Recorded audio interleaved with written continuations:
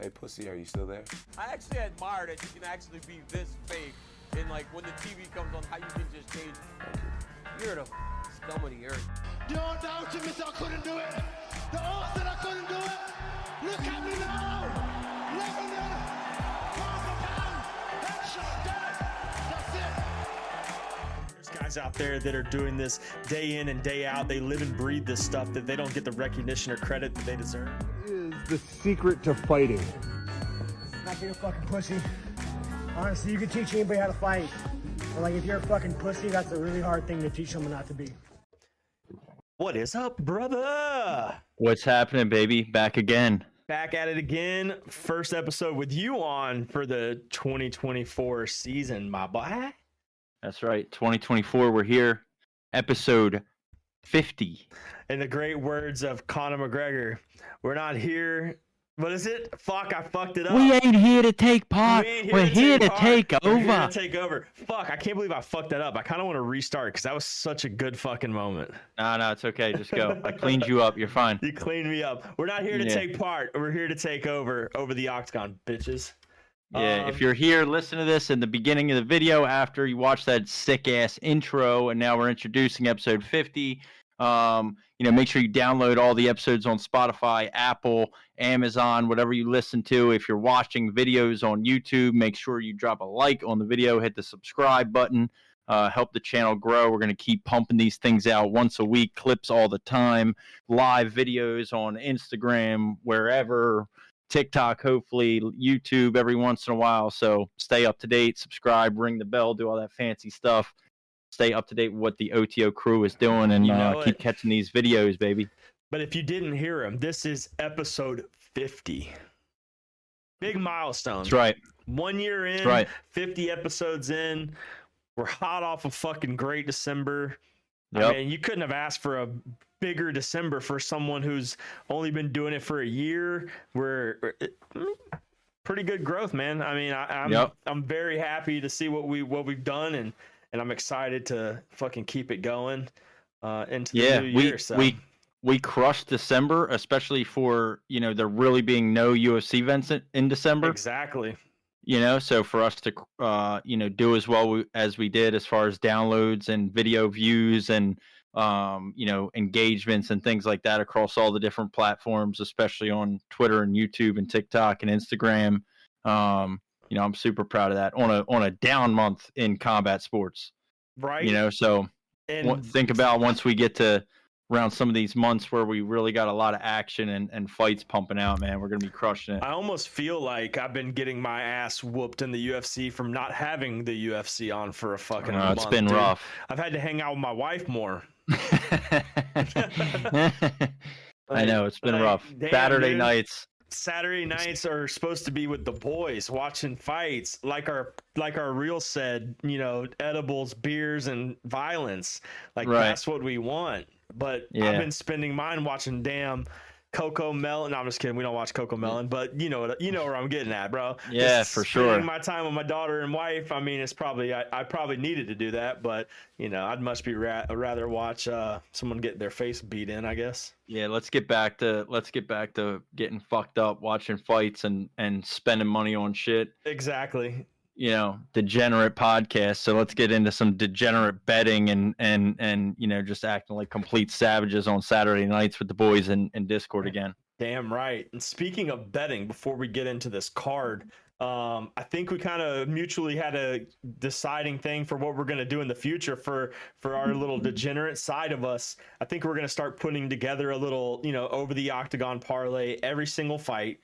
And we're going to be putting that out for the people. Obviously, I'll still have my bets in Discord. Murky will throw in some bets here and there. We'll all kind of do our thing, but we're going to collectively come together, each pick one pick, and we're going to put it in a 3-leg parlay every single week, and we're going to see how much we can rake in by the end of the year. Like, we're going to set a goal, we're going to try to hit it, and then we're going to take that money and put it back into the podcast. So, let's get it.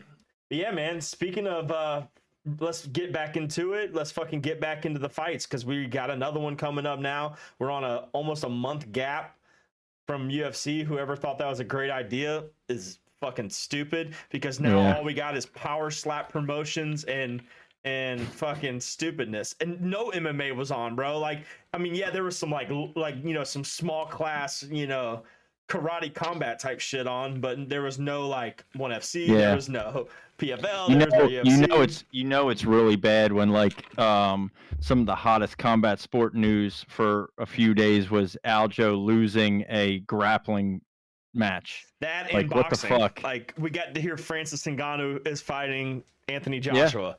So Yeah, I mean, awesome. that was probably the biggest news we've heard over the gap, to be honest. Yeah, I mean, for there sure. was no UFC 300 announcements outside Nada. of. I don't even know. Did they announce those fights for UFC 300 after the last pay-per-view, or was it before that? I think after, right before the new year or around Christmas or right before Christmas, sometime like that. So, but yeah, Aljo losing the grappling match. Everybody's still shit talking on Bilal. I mean, whenever you're in a gap of the UFC, you just gotta MMA fans just go at each other's throats for some reason. It's like a 3-week binger of people just pissing on each other's favorite fighters. And I love that. I'm all for the fun, dude. I know, it's my favorite shit ever. I get in there and talk so much shit about Khabib and his fucking his rat friends and his cousin fuckery. Yeah, all that. I know, it's our favorite shit to do. I know, and then you say one thing about them, man. It's like you get a fucking army that just come out of nowhere. They're little cockroaches, dude. You fucking hit one and then 90 of them come out of nowhere. No doubt, every time. Fucking wild, dude. But it is funny. And then there's some other shit that happened, but we can get into this card, man. I'm just ready to talk about fights, dude. I'm just glad they're back. I'm ready to get into it. And oh, and by the way, before we get into it, let's make this announcement too. Moving forward, now all episodes will be releasing on Mondays. So Monday mornings. Yeah, so we'll be recording on Sundays now. Every Sunday so the next day after the fights, we'll be recording, and then we'll be putting out episodes on Monday. So that way now you have a full 5 days of listening to the podcast, so you can kind of truly hear us, give you a chance to listen to the full thing. I know I can't listen to every single second of a podcast, every day, but over a 5-day span, I sure the fuck can listen to an hour-long podcast. Yeah. So catch up, get breakdowns of all the upcoming fight nights, pay-per-view cards, whatever's going on this week. So, this week, obviously, we're coming back and we have the fight night between Johnny Walker and Magomed Ankalaev, and so this way we can break down the whole thing in pretty good detail and give you some time to really dive in and catch all the little details that you have to look forward to with this fight night. So it should be good. For sure. Well, dude, I'm ready to jump right in. If you're ready to jump right in, my friend. Ain't nothing to it but to do it, my friend. All right. Well, to kick off the 2024 year of the UFC, we have a fight night headlined by Johnny Walker and Ankalaev 2. The first fight did not go as planned. There was a disqualification. It was headbutt or eye poke or something like that. I'm pretty sure. And Johnny Walker couldn't see, so he was like, the ref was talking to him, and he guessed language barrier fucked him and was sorry, he's done. He can't see. Right, and he was saying he could see.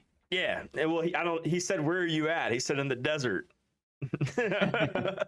Like, he's not wrong. He wasn't wrong, and Dana said that too. Dana was like, "Well, he kind of wasn't wrong on that, but probably could have answered the question a little bit better, so you didn't get your match thrown out." But they will be headlining the first UFC card of the year. It's their second fight. The first fight I felt was going in Ankalaev's way at the beginning, so we don't really know how it was going to turn out, but we'll get to that fight later. We can start at the bottom and kind of work our way to the top, unless you'd rather work the other way. No, let's just go up through the prelims and kind of come up. I think there's some low-key bangers on the prelims. There's some really good prospects on the prelims, some young guys, probably a lot that a lot of people haven't heard of. We've gotten some comments on some of our videos and stuff recently about giving some more information and showing who these people are. So we're going to make sure that we do that here in the videos now. And it starts off with Joshua Van Felipe Bunez, I guess is how you would say that. Buns, son. Buns? I don't think it's buns, dude. I don't think it is either. It's Bunez. Bunez. Bunez. Yeah. we butcher names on this podcast all the time anyway. So if you're expecting us to be able to pronounce all these different names perfectly every time, you're listening to the wrong guys. 8:30, and we had to fix issues for 30 minutes. So in 30 more minutes, I'm probably gonna call Johnny Walker Johnny Ankalaev or some shit. So just prepare y'allself for that. But yeah, Joshua Van. See, I almost called him Johnny Van. Joshua Van Felipe Buns. This is going to kick off our year. I like Joshua Van. I've seen him fight a couple times now in the UFC. He's a young prospect at flyweight, which is kind of an all over the place division right now, especially after we just saw the most recent title fight. But Felipe Buns, I'm just going to call him that from here on out. Yeah, for sure. No doubt. I'm pretty sure he's making his UFC debut, if I'm not mistaken. I think this is his first fight in the UFC. And he's getting a Joshua Van, who is on a 2-fight win streak in the UFC. So obviously, if I had to take a shot in the dark, I'm going to go with Joshua Van simply based on, repetition.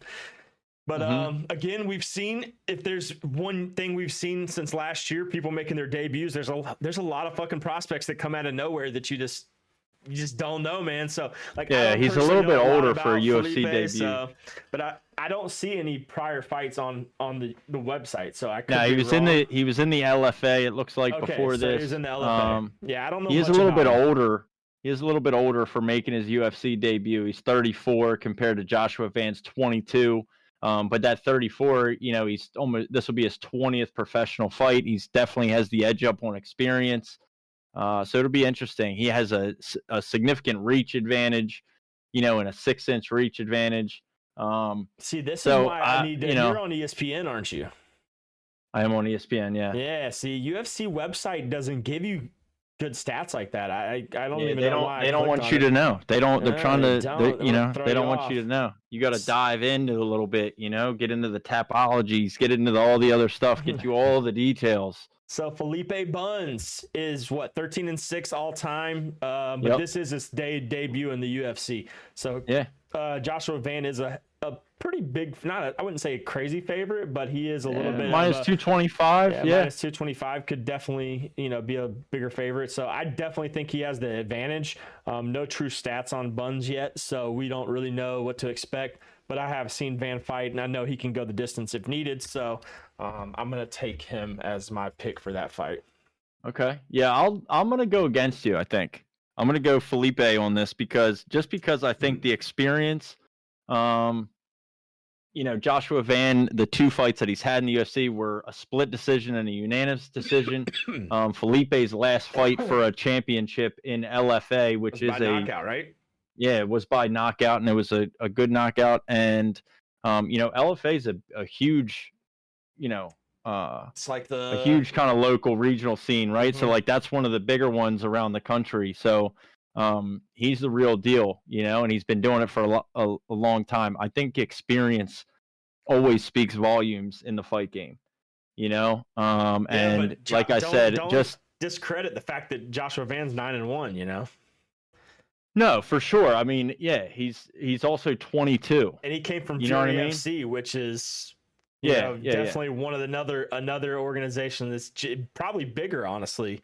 Puts out a lot of good prospects. So. Yeah, no doubt. I just think the age gap, the experience gap, and then just physical attributes.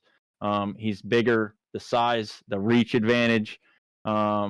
So it depends on what kind of fight it's going to be, determines the outcome, obviously. Like, it looks like, I don't know. Joshua Van doesn't seem like much of a wrestler or grappler. He only averages 1 takedown, per fight. So, if it stays on the feet and becomes, a kickboxing match, that 6-inch reach advantage, I think, favors Felipe. So at plus 185, yeah, I'll take that. Nah. There's some cash on a little plus 185. Well, looks like we're splitting right off the beginning of the year. We're just gonna go opposites all year. Fuck it, right? Fuck it. Yep. And then next fight of the card, we got Nick. I'm just gonna call him Nick Motta versus Tim Nolan. Tim Nolan undefeated. Tom Nolan. Oh, Tom Nolan. Fuck. See, I'm reading too fast. Tom Nolan, 6-0 in his fighting career. coming off of 5 straight knockouts, which is right, and a pretty first good, round knockout, in a the first Dana round White. knockout in Yep. Contender Series. Exactly. Yes. So big prospect, 6-0. I mean, you can't ask for more. I don't know too many fighters who are 6-0 professionally and get a call to the UFC unless there's something about them. I mean, just now he's set up. This is a, in my opinion, a setup win for Tom Nolan. I agree. Nicholas Mata is, coming off a draw or no contest draw, a loss that he got knocked out. He lost to Jim Miller by knockout. He fought on the Sandhagen card fight night and he won that by knockout, but then lost in the first round his next, then a no contest. And then you look at Tom Nolan. I'm sitting here on the last fight talking about attributes. I mean, Tom Nolan, this is a lightweight fight at 155 pounds. Tom Nolan is 6'3". Whoa. Compared to Nicholas Mata's 5'9". So 6'3" is crazy to be that fucking. To be that 6'3" is small. crazy. Yep. Significant strike accuracy for Tom Nolan's almost 60% compared to 31.3%. Significant strikes landed per minute, almost 10 compared to Nicholas Mata's 2.6. Yeah, I think that one's an easy pick. I think this is a setup fight for a prospect. To get a first win in the UFC from Australia too. So they have a huge following over there. Plus, he's got a sick nickname. They call him the Big Train. So I'm all in on Tom Nolan, baby. Yeah, I agree with you on Tom Nolan. This next fight, dude, I'm gonna throw something out there before we even talk about it. Yeah, go ahead. So on UFC, talk to me. On the UFC website, right? If you look at the odds, they have Silva being a -900 favorite. Okay. Yes. If you look on the UFC website, they have Weston Wilson being a -750 favorite. Make it fucking make sense. So who is the favorite? They're the only place you can trust is the books. Yeah, let's look. Let me pull up right now. Let me see what I can put some coin on and who's who. Because that is fishy, buddy. Like, I almost want to screenshot that and be like, explain yourself. Right. Okay, so where are we at? Weston Wilson and Gene Silva. Yep. So on Bet Rivers, the thing that's legal in my state, it has Gene Silva as a -770 favorite. Okay, so UFC.com, you fucking suck with your own fighters. Yeah, I mean, ESPN has Gene Silva as a -900 favorite. I mean, it makes sense because they're gonna go off initial odds. They're gonna go off first odds posted. So the bet could have came down a little bit, so that makes a little bit of sense. So Silva is the favorite in this. He's 11-2, which makes a lot more sense now. Why the UFC website has it flipped is stupid, but he is coming off of a win. Same thing, Dana White Contender Series, coming off of a decision win, and he's facing Wilson, who is coming off of a loss, knockout loss at that, in his debut in the UFC. So, and it was I wouldn't say recent, but it was pretty recent. I mean, what's in July, 7 months, 6.5 months ago, 7 months ago. So, I mean, knockout loss, and then Silva's coming off a win from the Dana White Contender Series. So, I mean, I'll stick with odds on that. I won't even, that's not even worth a bet, to be honest. So, skip. I don't like anything about that. Everything about that to me sounds fishy as hell. I do agree, my friend. Plus, I don't know that I'm, I mean, obviously, like Bo Nickel was a little bit different. Like you had some people coming out of Dana White's Contender Series that were heavy favorites, and Bo Nickel, I think, has continued to set records for being heavy favorites. Again. But against a veteran, like a guy who's fought in the UFC plenty of times before. Right. That shit's crazy to me, but that fight, not even remotely interested in betting on that or even discussing it, to be honest. So Silva by a mile. Next fight on the list, Farid Basharat, Taylor Lapalus. Yeah. Again, another kind of one-sided favorite, minus 260 for Basharat, 11-0, undefeated, and he is. Oh, you don't see that often. He's from Afghanistan. That's right. I don't know too many fighters from Afghanistan, to be honest. I don't know. Yeah, I don't know. Not off the top of my head. There could be some, but I just don't know of any off the top of my head. But extreme couture fighter. I mean, like you said, he's undefeated. He's fought 3 times, 2 times in the UFC, and his first win in the UFC I was remember against watching Blackshear, him, which is great. You know, Damon Blackshear's coming up on a pay-per-view soon, if I'm not mistaken. Yeah, I think I remember watching him fight on the that last Cyril Gane fight anyway. So yeah, I'm familiar with him. He's undefeated, 3 straight wins. That was the guy. Okay, now I'm like thinking. Like, remember the Afghanistan thing? Yeah. Okay. Because we literally talked about. We literally said that. You know, and this is probably not like a PC thing to say, but like we were watching his fights and it was like, oh, from Afghanistan. We were like, what the fuck? Yeah, like when the fuck what did fucking they UFC gyms they got in those mountains out there, dude? The First fuck of all, kind of backwoods shit is this? Fight. Yeah. So, but yeah, man, I think I don't want to sleep on Taylor Lopoulos there for sure, but I'm pretty sure his fight was like very quick too. Like he got a pretty quick win in that fight, his last fight. Yeah, it was a first round submission. Yep. Okay. Yeah, first round submission. So, but I like Basharat undefeated. Fuck it, we're riding. We're gonna ride with him. Absolutely. We'll keep it moving on that. Next one, I think Marcus McGee's got he's got a lot of fans. He's got a couple people that like him, so he's definitely absolutely a name that you can hear and be like, oh yeah, I like that guy. And then you got you want to pronounce it? Bolaños? Gaston Bolaños versus Marcus McGee. 8-1 Marcus McGee is going to be the favorite at minus 275, which I like that as well. I actually kind of like. Absolutely. I like him in this fight a lot. I've watched a few of them. Not too familiar with Bolaños, but I like Marcus McGee. Definitely have seen a couple of his fights, so I know he's pretty solid. And I think if I'm not mistaken, he's got a little height advantage, but not same reach. So. Yeah, I mean Marcus McGee's coming off 4 straight wins, 4 straight finishes, and he's fucking America. Yeah, so we're always going to go with that. I think Bolaños is Spanish, if I believe. He's Peruvian. Excuse me. Peruvian. Yeah, America. Peruvian. Fuck yeah, Marcus McGee. Yeah, so baby. we'll go with Marcus McGee by $1 million. By $1 million. So yeah. But our next fight is our first evened odds fight of the night. So very pick'emed. Preston Parson versus Matthew Semmelsberger.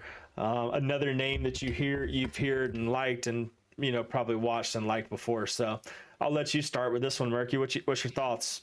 This is going to be a war, bro. I have a feeling that this too. is going to be an absolute war. The Matthew Semmelsberger's last fight, he got knocked out by the dude Medic, which was a battle too until one of them basically got KO'd and Semmelsberger got KO'd. So, Preston Parsons, it is super even. I feel like it's even because it's just going to be one of those fights. Right? Like you don't really know who's going to win. Maybe it's you take a finish inside the distance from either fighter. Yeah, I like it. I do. I like it for sure. You know what I mean? I mean, Preston Parsons, the only thing I'll say is his last 2 fights he's 1-1 and they were both decisions. Yep. But before that. Yeah, right. But before that, we were on a nice streak of finishes and he lost to D-Rod by KO. So that might be a decent bet to look at inside the distance if we can get it. So I do like inside the distance on that. So I'll stick with that. As far as a pick 'em, I don't really have a choice. I'm gonna I know that sounds crazy. I think I'm gonna go with Parsons, simply based off of grappling. Okay. alone, because I feel like if it does end up becoming a war, he's going to have to adjust, and that's going to, and he's comfortable off his back. He averages, he's a Brazilian, he's a BJJ, guy. So he averages that submission. So if he gets it to the ground, I don't know if Semelsberger is going to be able to stop his takedown. So that might be, you always have those weird scrambles too. Yeah. In fights like that, to where people are swinging for the fences and going for knockouts and stuff like that. He averages 3 takedowns a fight. So, I mean, it's pretty good. I'm gonna fade you. I'm gonna go Semelsberger simply because he's American and he rocks a mullet and a mustache. I know Preston Parsons is also American, but he rocks like a cop haircut. I'm not gonna pick the guy. I'm not gonna pick the guy that rocks the police officer haircut. We're gonna go with Semelsberger, who is Trailer Park Boys 101, mean mullet, mean handlebar mustache. And just an absolute American badass. So we're gonna rock with Semelsberger on that one for the slight favorite. Nothing wrong with that. I like that too. But all right. So the next one on the night is our prelim main event. Oh man, Murky, I really hope this. I mean, as crazy as this sounds, because he's such a legend, I really hope this is Andrei Arlovski's last fight, dude. Yeah, I mean, he's just too old, brother. It's time to give it up. And he's not fighting someone who's bad either. I mean, Cortez Acosta has gone and went out there and fought some bangers here recently. Arlovski is just old. I mean, would I love to see him fucking knock out Acosta? Hell yeah, I would. But dude, Acosta's coming off a big knockout win. Andrei Arlovski is on a, he's not looked the greatest in his last few fights. He's got knocked out, subbed, and he got knocked out by Dante Mays, which is like, dude, Mays is garbage, bro. Yeah, I mean, he's 44 years old, man. He's still got to hang it up, bro. Yeah, he's just fighting for the love of the game, which I respect it, but not against this dude. Not, he's 10-1. He's wow. Okay, so there's a significant weight advantage here too. Arlovski's kind of small for the heavyweight division at 245. Yeah, well, because he's fucking fat. Yeah, so he's 44. This dude's 32. He doesn't look nothing like the fucking Andrei Arlovski back in the day, bro. Right. No, for sure not. Yeah. So I think this is setting up. Hopefully it is setting up for his retirement. I hope it is. He can lay the gloves down, man. You're 44, brother. It's time to damn near 60 fights on his fucking resume, dude. That's crazy. Yep. That is crazy. Yeah, that's so much. I mean, are we gonna root for him? Abso-fucking-lutely. Yeah, hell yeah. No. I'm definitely not gonna root for the dude named fucking Waldo. Yeah, who the fuck? You know what I mean? If it comes between, looking ass. Yeah, it ain't gonna. If it's between fucking Andrei Arlovski and fucking Where's Waldo, I'm definitely not gonna be rooting, for the fucking Waldo dude. You know what I mean? Give me a textbook Robbie Lawler, Nico Price, Robbie Lawler, TK, an Andrei Arlovski TKO amazing. First round, just a fucking overhand right. That I would, give it to me. Oh, that'd be awesome. It's the same. Give me the same scenario. Start 2024 outright. Robbie Lawler did it last year in the first round to finish off his career. Let's see Andrei Arlovski do it. And it was a prelim headliner too. Remember? Same scenario. Yeah, it was. Yeah, it was. Same scenario. So let's get it again. All right, let's get into the main card. I'm ready for this one, baby. We got some names on here that I love. Yeah. Yep. Legends of the sport. People who I think could potentially be champions in the future. So let's fire her up, man. Bruno Ferreira versus Phil Hall to fire it off. To be honest, this is a very even fight. Yeah. This is to what you were saying earlier about Semelsberger and Parsons. I mean, this is the most even betting odds favorite. Well, I guess Jim Miller, Gabriel Benitez might be about the same, but just looking at the odds, man, it's razor thin. Yep. These guys are fucking very similar. Yeah. I know one thing. This fight ain't going the distance. You don't think so? No. Not at all. Yeah. I don't think so at all. Have you? Not Have you? one bit. Yeah, I don't either. I have zero. They're both grapplers though, so it's like wrestlers and grapplers. Like it's almost funny sometimes when you have guys that are more evenly matched on the mat, they end up just standing and banging. But like, you know, I'm looking at Bruno Fierre's last 5 fights all ended in KO TKO in the first round. Yeah, I know. So he lost his last one. Yeah, you don't remember, you remember watching that? That was in July. That was the Magomed Strickland card. I remember it. I remember him coming out and he was on like a fucking he was on like a crazy like 9 or 10 fight win streak or something. It was longer or is than it that. more than that? It was, you know, he was. Oh, you're right. 1, 2, 3, 4, was, 5, 6, 7, 8, 9, 10, 10. He's never went the distance. He was he's 10-1, so he was undefeated. 10 straight finishes. Yeah, he was 10-0, 10 straight finishes, and he got knocked out in the first round. Strickland versus Magomedov. Yep. So, and Phil Hall, I mean, he needs a redemption, to be honest, man. He's has 2 straight losses, 3 of his last 4 via loss. But he's definitely, I mean, the losses weren't to bad people. You know, he lost to Chris Curtis and Dolidze. So, and Ankalaev. Like, those fucking guys are all, like, I won't say Chris Curtis is, you know, could compete at like championship level yet, but, you know, Dolidze. Yeah, Roman Dolidze. Ankalaev is an animal. I mean, he's on a killing spree. You know what I'm saying? Yep. So I mean, it's Phil. Don't count out Phil Halls. But at the same time, dude, it's not going the distance. I know that. Who I think's gonna win? I don't know. I really don't have. I like Phil Halls, so I might ride with him strictly because you know he's a wrestler. He may be able to control that ground. But if he gets caught, it's gonna be. Yeah, Bruno Fierre's got some power in them hands too, buddy. Yep. So I feel like this is a get back for him. You know, he was 10-0, 10 straight finishes. He got knocked out in the first round. But you never know how people react after a knockout loss like that either, right? True. So like he might be scared to get knocked out again. Yeah, I mean it's tough. Like that stuff messes with people mentally. You know, we've seen it before to where fighters don't come back the same after losses like that. So but I do feel like this is a prime opportunity against a respected opponent for Bruno to get his get back and get back in the win column and leave here 11-1. Yes, you know, sir. by first round KO TKO. Nope, that's what I'm thinking. I agree, my friend. So I'm gonna say I'm saying inside the distance. For sure. Under 2.5 rounds? Under 2.5 rounds. I like that. Without a doubt. Hell, I might like under 1.5 rounds. Ooh. Man. I wonder what the odds are for that. I mean, we'll wait till we get closer. What if you know what I kind of like, dude? Fight to end in the first 60 seconds. Yeah.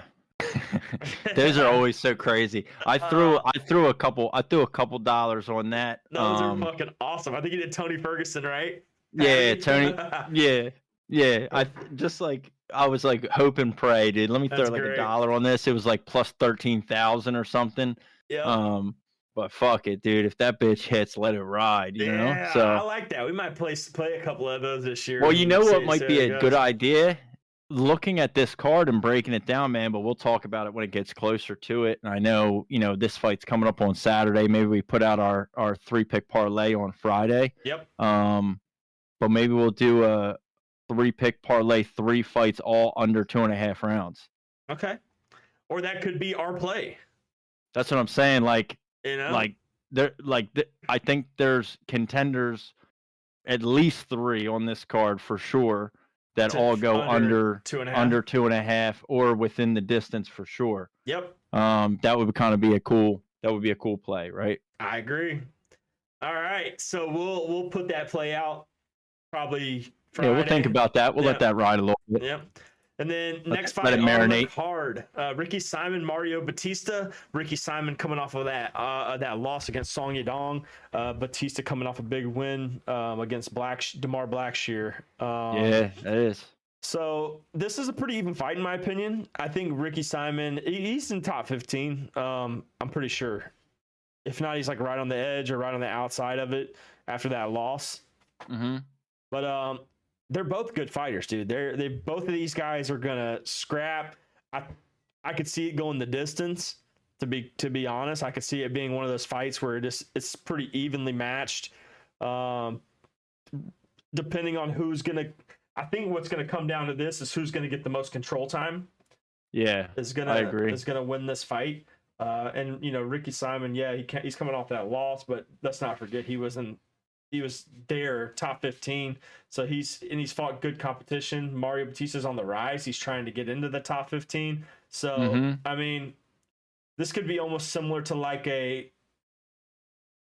what you would see in like a flyweight fight. Just a scramble scrap all around, and I like it. I mean, yeah, I like Mario Batista as the dog here. He has a slight advantage in this though, the height advantage, not a reach advantage though. Which I mean, right?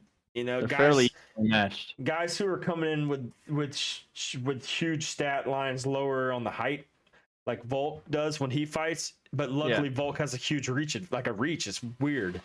Mm-hmm. So guys who are short but have a bigger reach, I mean, maybe it works to their advantage. But I don't know. I like Ricky Simon in this one, so I think we're gonna fade each other again. So I think he stays in the top 15. He's a competitor. I think he can still compete high level. So I think he'll win this one and put himself in a good position to fight another top 10 fight. I mean, he just fought Song Yadong. I mean, and Song Yadong's top 5 bantamweight right now.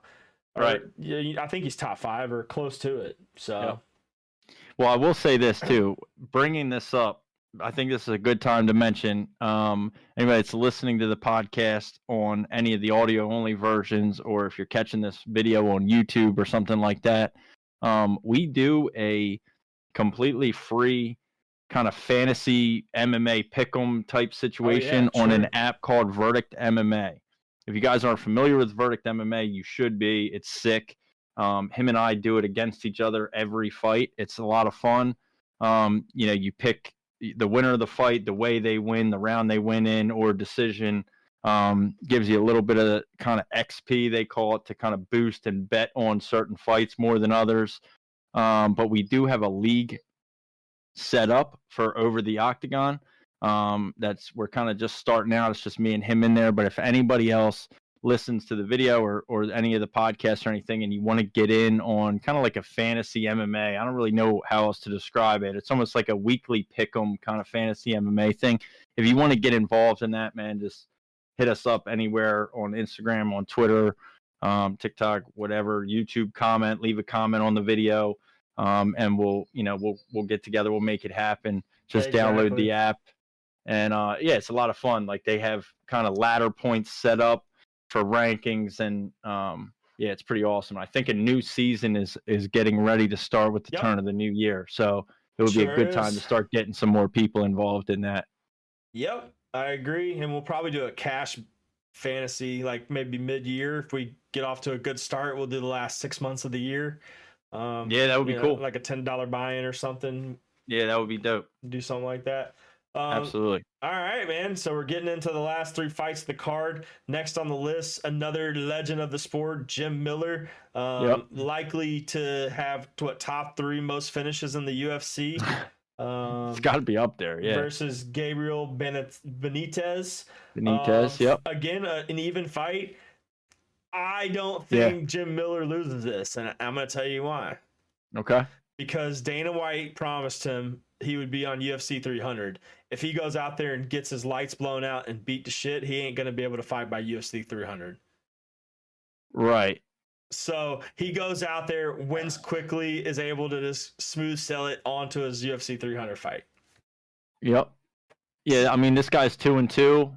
Gabriel Benitez is 2-2 in his last 4. Yep. But they all ended in KO TKO. Yeah, but Jim Miller just had a TKO win too. Yeah. No, that's what I'm saying. I think this is another one, since we were talking about it, that may not go the distance. It's going to be Jim Miller. Yeah, Gabriel Benitez goes out on his sword no matter what. So does Jim Miller. These motherfuckers don't care. So veterans win this shit 10 out of 10 times. Yeah, I like Jim Miller in this too. Yep. I think it'll make all the difference, and this one definitely ain't going the distance. I'm only saying it because I think like they wouldn't. Why if Dana said he's going to put him on 300? 300 is when, April. Mm-hmm. That's only 4 months away. Right. So it's a fairly quick turnaround. I mean, you have essentially 16 weeks. Yep. So even if you took a month to recover, then you'd still have 12 weeks of fight camp. Yeah, but what if he gets knocked out?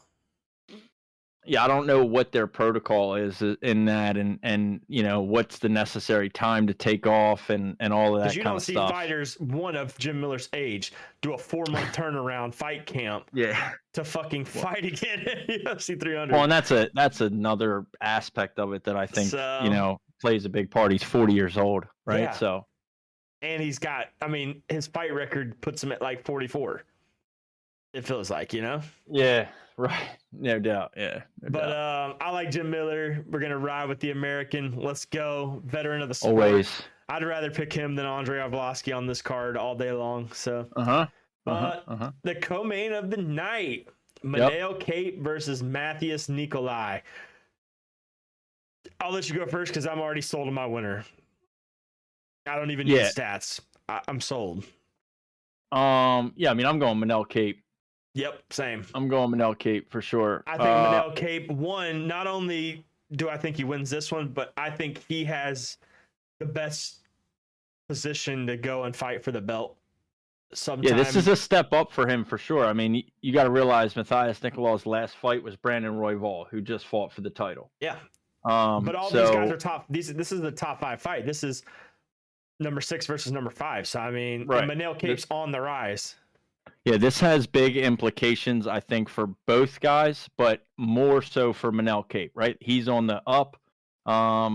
Nicolai's not necessarily on the down. He lost to a guy that just fought for the belt, but he lost. He's coming off the loss, so he's kind of in this weird spot. Like this would be a big win for him to kind of get back on the upswing. Yeah, but isn't so that division right now? If Manel Cape does win, we have not Davison Figueiredo. Brandon Moreno is fighting Amir Albazi, right? Is that his name? Correct.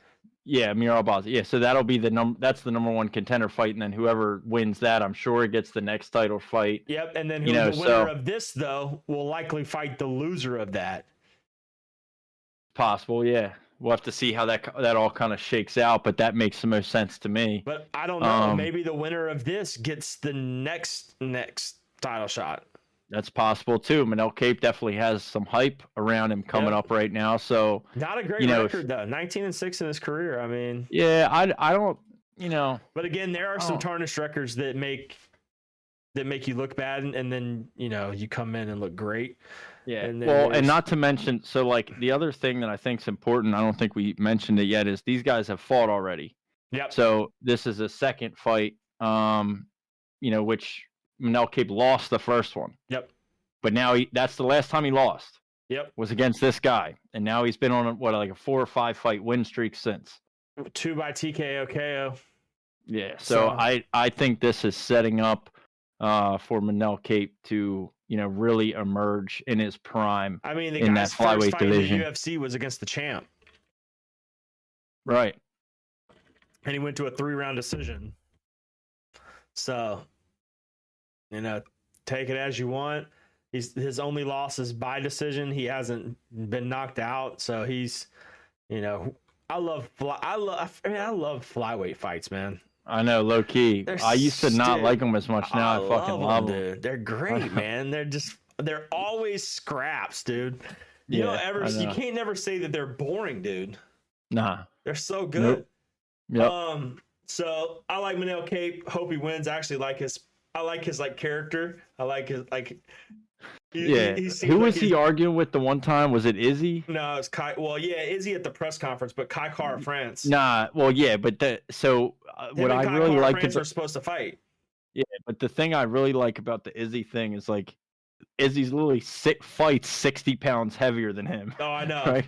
And it's like, dude, it's just like he is talking shit to him. Yeah, Izzy's just laughing like, what the fuck are you talking about?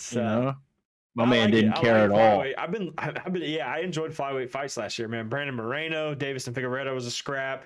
Moreno versus fucking Pantoja was a scrap.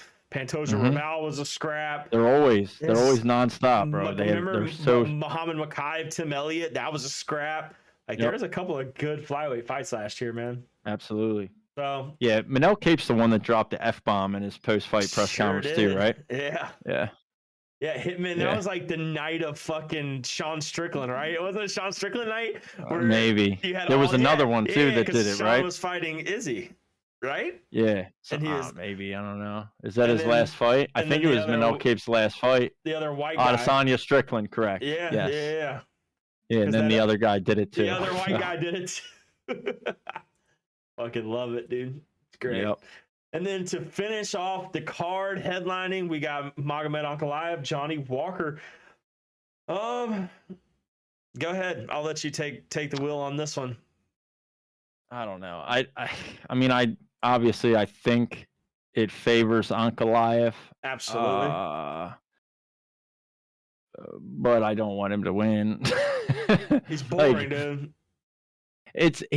he's really fucking good. Like, he is really good, but he's also like, I still just can't, I'll never get over. It's gonna take a lot probably for me to get over his fight with Jan Blachowicz So that ended bad. in a draw, that like he threw the hissy fit. I know I've talked about it on this podcast Yep. before. Like, he threw this hissy fit afterwards and whatever. Like, dude, I just feel like he acts like a little bitch. I hate people that like whine and fucking complain and like, dude, like if you would have won the fight, you would have won the fight. Yep. I Right? agree. Like that we watched it was super it was mean, super close. yeah. And then his very next fight was the head. I thought it was it an eye or it was the eye poke or a headbutt? I guess it was a was an eye headbutt or an eye poke. Yeah. No. So wait, was it? No, I think it I may think have been a headbutt. No, I Yeah. think it was a gotta been eye poke. no, it was the headbutt because that's why they were asking him, "Where are you?" Oh yeah, you're right.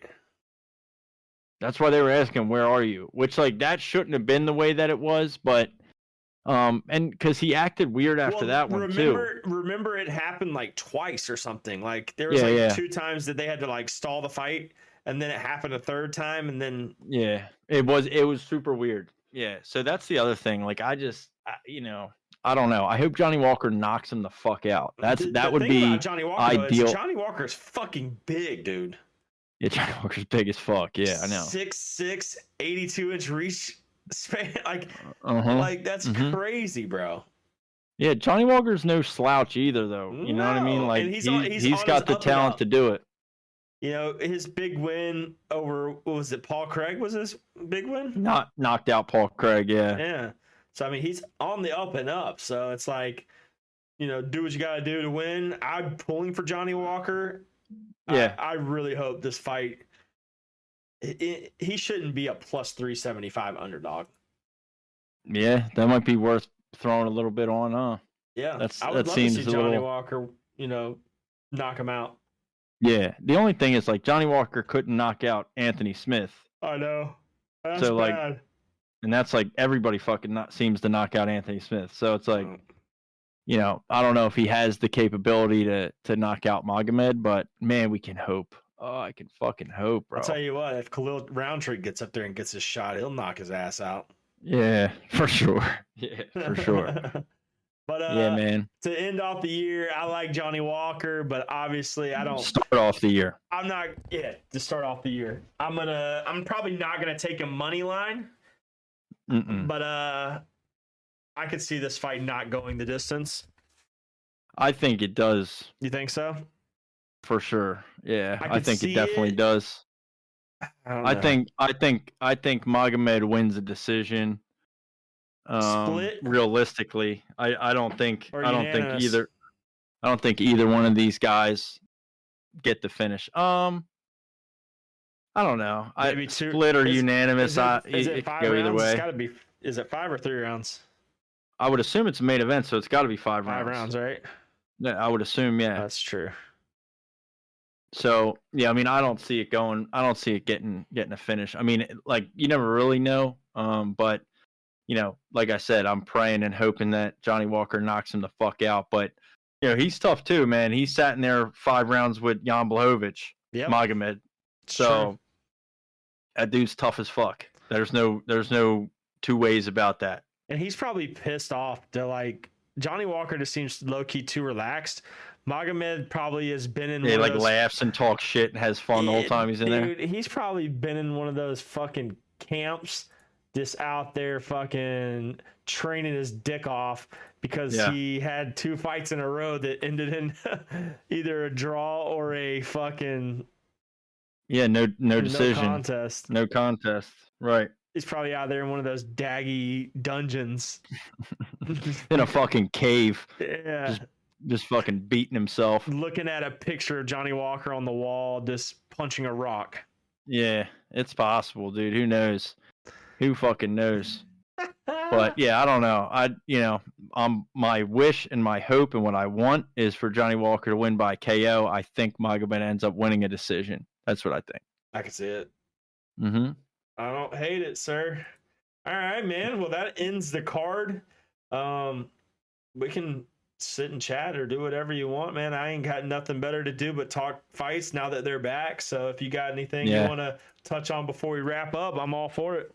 No, I mean, I don't really have anything. I think we cut through this card a little bit, but I will just, continue to kind of let people know what's going on with Over the Octagon and what we got coming up and what we're doing. Like you mentioned earlier, we're going to try to stay consistent with Monday morning episodes every week, which I think is a great idea. We're going to sprinkle in some other content stuff throughout the week in between those main episodes like this one. So, if you're not, just make sure you're following all the social media stuff. We have links everywhere. Over the Octagon, if you search it on any social media, you'll find us. If the YouTube, subscribe to the YouTube channel, drop likes on the videos, helps us a lot. We're really trying to, push out stuff and put some effort in there to really kind of grow the YouTube channel a little bit. YouTube partner is one of our main goals this year, I think. Yep. And, we're just going to stay consistent, man, keep at this stuff. If you guys, it really was awesome to see somebody commenting on the last episode's video, like giving even suggestions, like I'm so cool and open with that. Like I want that. I want more of that shit. So anything that, people see or that they want to see or want us to talk about or, different ways we can, do content or, something that you feel like, would make stuff better, the podcast better, the content better, anything like that, man. Throw it out there. You know what I mean? Great. Unless you're telling us to talk good about Khabib and Islam, then you can suck my dick. Yeah. But other than that's that, crazy that you said that because I was just about to say, unless you're one of those fucking daggy rats that are gonna come on there and talk stupid. Yeah. We ain't trying then to go hear that fucking shit. go watch Ariel Hawani. I don't give a fuck. Yeah. There's certain things we're not willing to compromise on. on. Yeah, there's certain things we're not willing to compromise on. But other than that, we're open to suggestions. No Islam, no Khabib. We're open to suggestions, though. Yeah. It's Do you crazy, see that video? You see that video I posted today on Twitter of Islam getting knocked out? Oh yeah, it was great. Yeah, I literally saved that on my phone. I'm gonna start. I'm gonna start posting that on Twitter every day probably. I'm just gonna start posting the clip of Islam getting slumped. Dude. I saved it on my phone. I put it in my favorite album, so then I can just go to it and just post it all the time. It's gonna be. I'm gonna be spamming Twitter with a 5-second clip of Islam getting right hand across the jaw and slumped. It's gonna be the best. I love that, dude.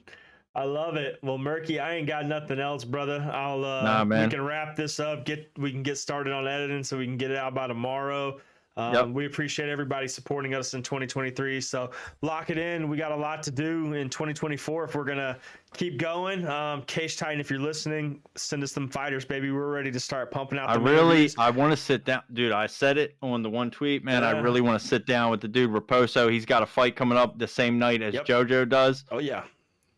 But yeah, we should, we're going to start reaching out to some of those guys. I had sent him a DM. I hadn't heard anything back, but we're going to start reaching out to some more of those guys too, and some more local fighters. And UFC stuff is ramping up, so we've been busy with that. But we never forget about the local scene, and we want to stay on fire with that stuff as well, and keep putting spotlights and diving into those fighters and those promotions and things. Yep. So for sure. Exactly, bro. Well, all right, man. Well, I'll catch you later.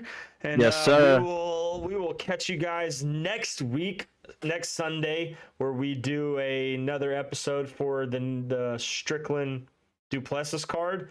Also catch us throughout the week. We might do pop-up IG lives, pop-up YouTube lives, just to, touch base, see how you guys like the episode, talk a little bit of fights, talk a little bit of old fights, whatever you guys want to talk about. So we will catch you guys next week. Murky, always a pleasure, my friend. Let's fucking crush 2024, baby. 50 motherfucking episodes, baby. Happy 50th. Deuces.